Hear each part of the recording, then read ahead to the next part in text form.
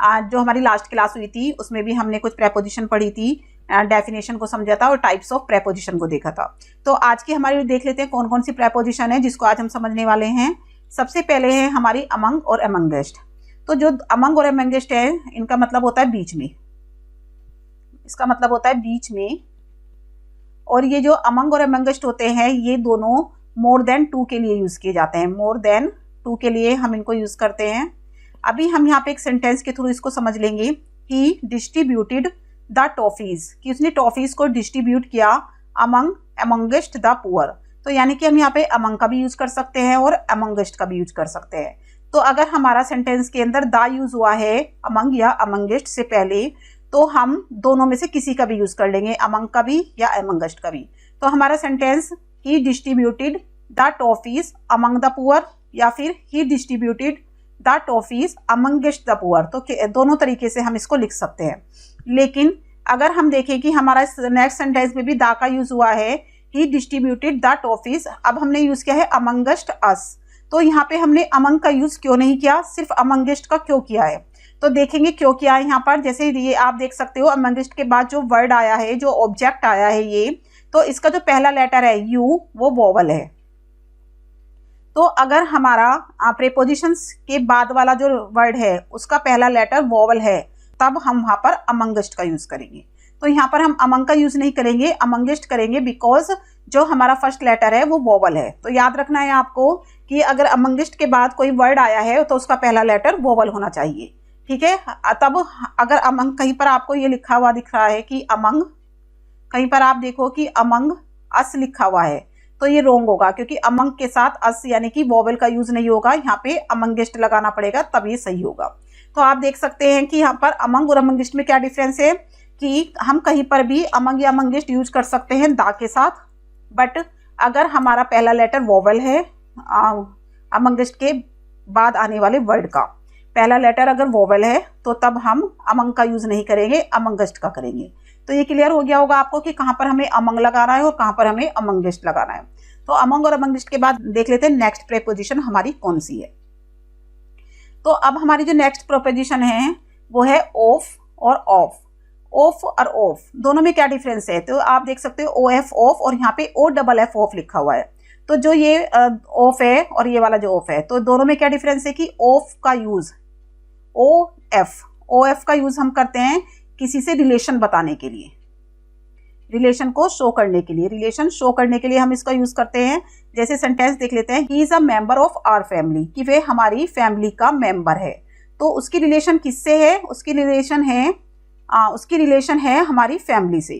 तो यहाँ पर हम क्या देख रहे हैं कि he is a member of our family, और ऑफ का यूज हमने बताया है कि वे हमारी फैमिली का, तो का वर्ड ने हमें रिलेशन दिखाई है यहाँ पर।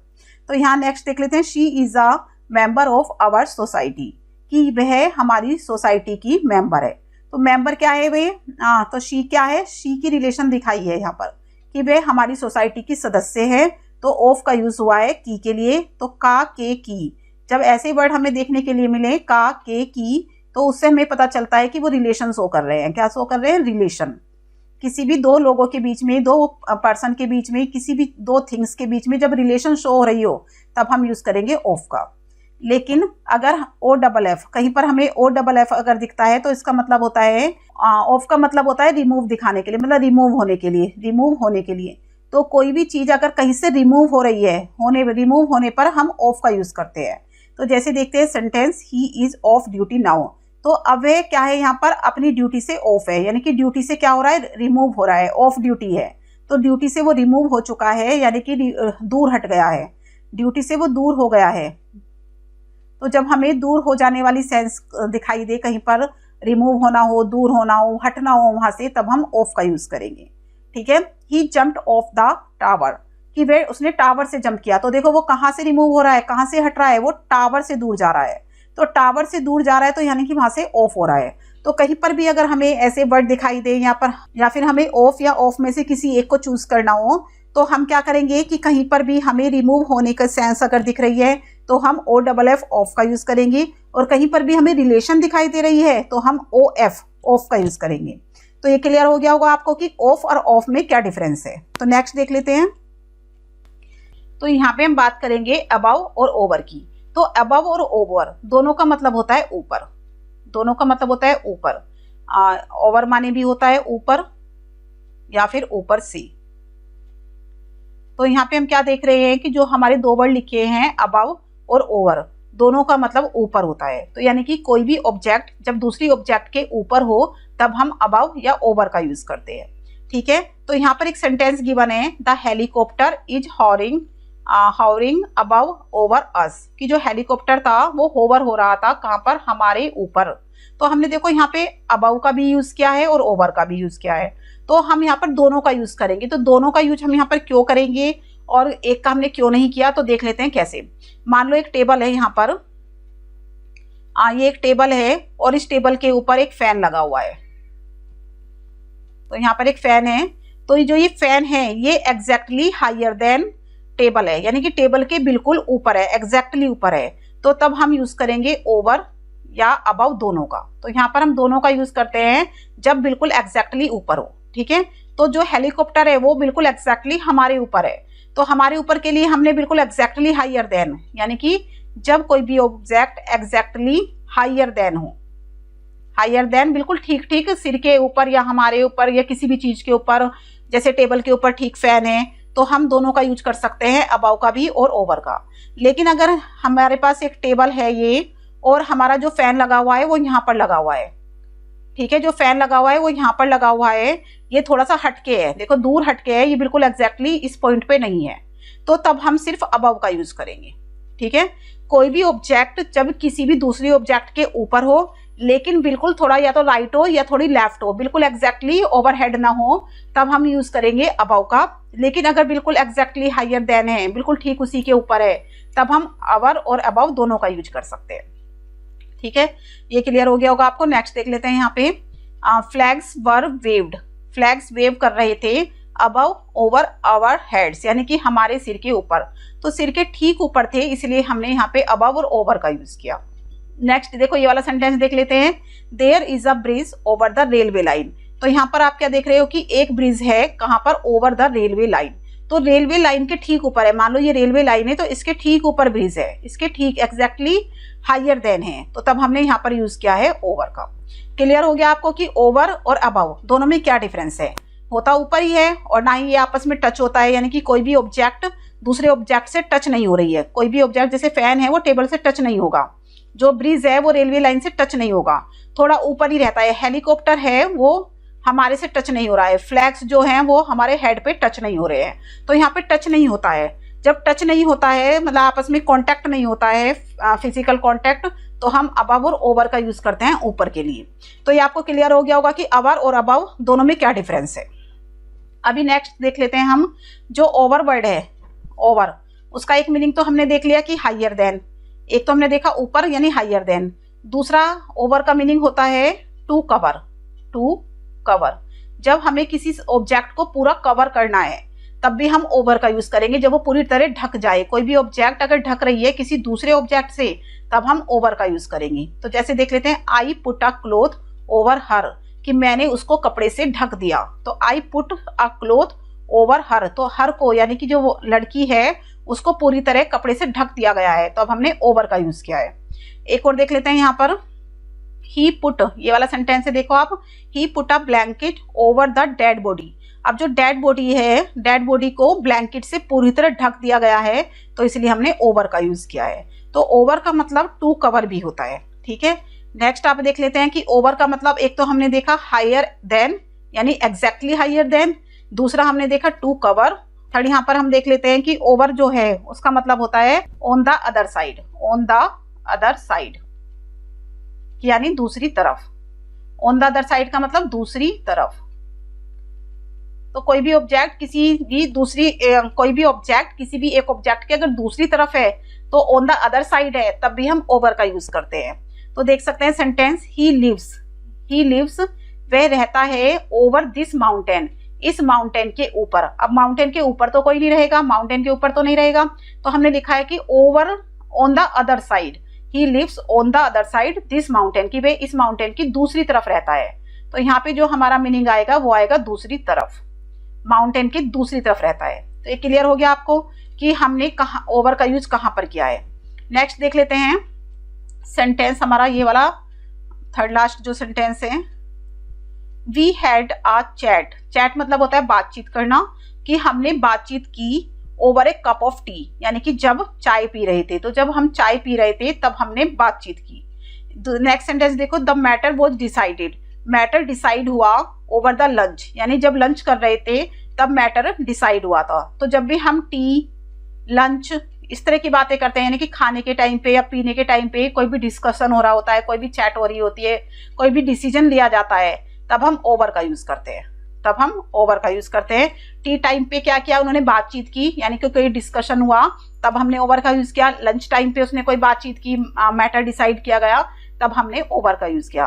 तो इस टाइम पे जब भी कोई खा रहे पी रहे होते हैं, चाय ले रहे होते हैं, लंच कर रहे होते हैं, डिनर कर रहे होते हैं, तब हम किसका यूज करते हैं, ओवर का यूज करते हैं, जब हमारे वहां पे कोई डिस्कशन चल रहा होता है। तो ये क्लियर हो गया होगा आपको। कुछ भी पीने खाने की जितनी भी चीजें होती हैं और उस टाइम पे कोई भी बातचीत हो रही है, तो अब हम क्या करेंगे, ओवर का यूज करेंगे। नेक्स्ट देख लेते हैं अबव। अबव का एक मीनिंग तो हमने देख लिया कि अबव माने होता है हायर देन, ठीक है, हायर देन होता है अबव माने। एग्जैक्टली हायर देन भी हो सकता है और हायर देन, दोनों ही होते हैं। और दूसरा अबव का मतलब होता है प्रीवियसली। अबव का मतलब होता है प्रीवियसली, प्रीवियसली या फिर अर्लियर। अर्लियर यानी कि पहले से ही। कोई भी चीज अगर पहले से या ऊपर या दी गई है या पहले से ही दी गई है, तब हम अबव का यूज करते हैं। तो जैसे यहाँ पर लिखा है, he lives at the above address, यानी कि जो एड्रेस पहले यानी ऊपर लिखा है, अर्लियर लिखा है, यानी कि जो प्रीवियसली मेंशन्ड होता है, यानी कि जो पहले से ही लिखा गया होता है। तो जैसे he lives at the above address, जो एड्रेस है वो पहले से ही लिखा गया है, प्रीवियसली रिटन है, प्रीवियसली मेंशन्ड है, प्रीवियसली मेंशन्ड है। जब कोई चीज पहले से ही मेंशन्ड हो तब हम अबव का यूज किया जाता है। तो यहाँ पर लिखते हैं कि he lives at the above address, कि वह ऊपर लिखे गए एड्रेस पर रहता है। तो अबव मतलब ऊपर लिखा गया है, यानी कि पहले से ही मेंशन्ड है। एक और सेंटेंस देख लेते हैं, जैसे कि फॉर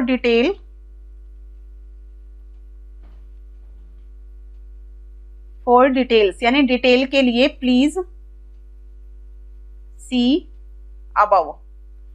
तो यहाँ पे क्या है, इसका मतलब कि फॉर डिटेल्स के लिए आपको ऊपर देखना है। ऊपर देखने का मतलब कि जो पहले से ही मेंशन चीजें हैं उसमें देखना है, प्रीवियसली मेंशन चीजों में देखना है।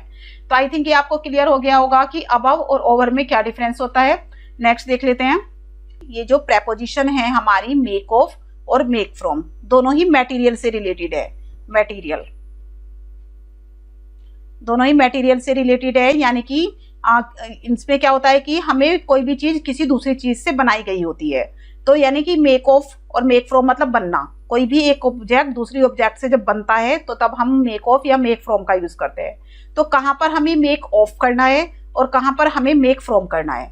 तो जो मेक ऑफ होता है, उससे जब हम कोई भी चीज हम बनाते हैं किसी भी दूसरी चीज से, तो उसकी स्टेट में कोई चेंज नहीं होता। तो नो चेंज इन स्टेट, यानी कि वो जैसी पहले थी उसी स्टेट में रहती है, कोई चेंज नहीं होता है।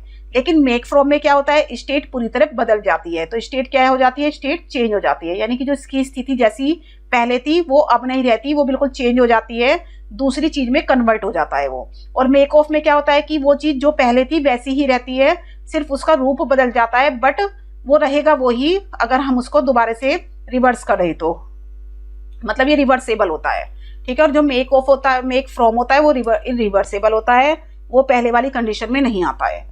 तो यहाँ पे हम देख लेते हैं, our notebook is made of papers, कि जो नोटबुक है वो किसकी बनी है, पेपर्स की बनी है। तो देखो पहले भी पेपर्स थे और बाद में भी नोटबुक में भी पेपर ही होते हैं। तो यानी कि स्टेट में कोई चेंज नहीं आया, नोटबुक के अंदर भी पेपर हैं और पहले भी पेपर ही थे, तो इसलिए हमने ऑफ का यूज किया है। तो मेक ऑफ पेपर्स। नेक्स्ट देख लेते हैं, a house is made of brick. अब जो घर है वो किससे बना है, ब्रिक से बना है। तो पहले भी ईंटें थी और घर में भी ईंटें ही होते हैं। जब घर हम तोड़ते हैं या घर को रिनोवेशन कराते हैं तो उसके अंदर से ईंटें ही निकलती हैं, तो वो ब्रिक में कोई चेंज नहीं आएगा, ब्रिक को हम वापस निकाल भी सकते हैं।